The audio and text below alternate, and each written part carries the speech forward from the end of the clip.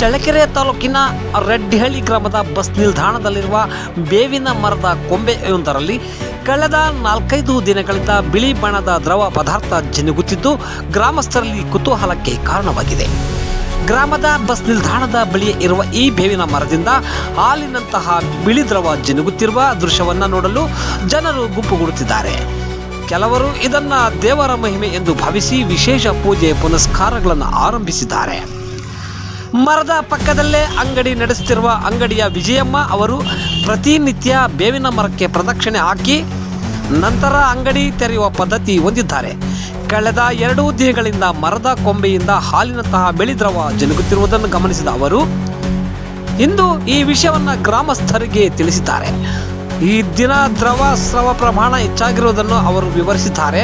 ಸುದ್ದಿ ಹರಡುತ್ತಿದ್ದಂತೆಯೇ ಗ್ರಾಮಸ್ಥರು ಸ್ಥಳಕ್ಕೆ ಆಗಮಿಸಿ ಬೇವಿನ ಮರದಲ್ಲಿನ ಹಾಲು ಜಿನುಗುತ್ತಿರುವ ದೃಶ್ಯವನ್ನು ವೀಕ್ಷಿಸಿ ಕೈಮುಗಿತಿರುವುದು ಸಾಮಾನ್ಯ ದೃಶ್ಯವಾಗಿದೆ.